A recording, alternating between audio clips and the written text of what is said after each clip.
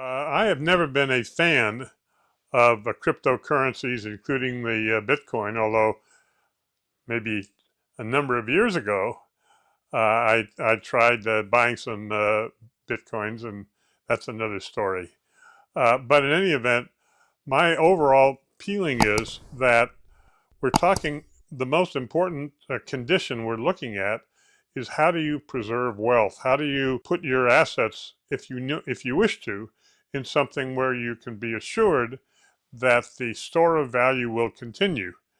And that's a big reason why the two metals that have done this for literally thousands of years, gold and silver, are things that I feel very comfortable in recommending, and we recommend specifically the silver mining stocks as a way to speculate in the situation that we see today. However, the rise in the price of Bitcoin, I think I bought some, this is a number of years ago, for like $200 a piece, and now we're up to 100,000 or more for the same exact commodity, if you will.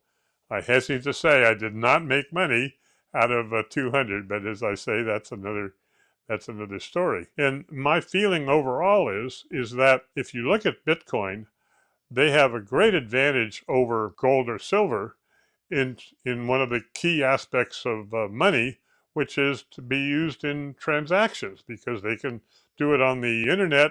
It's difficult for local governments in places, I think particularly in South America, places like Argentina in the past and Venezuela, for the government to interfere or figure out what is going on. So if we talk about the role of money in terms of transactions, then I'm fine in saying, boy, there's a real advantage over gold or silver in using Bitcoin. But when we get to store of value, I think it goes the other way. For perhaps the most important thing is Bitcoin, it depends on the internet.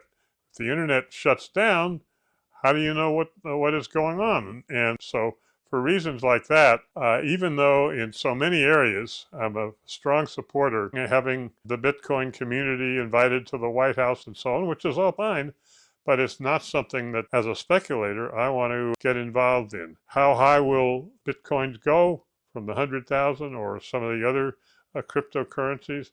I don't know. I will say on balance that with the amount of inflation and the problem with the dollar that I've talked about in terms of the potential for the reserve currency status of the dollar to be reduced significantly, plus, as I say so often, the impact on the dollar of the enormous national debt, those are issues where both cryptocurrencies and gold and silver will, I think, be much better places to put your money than any bonds, for example.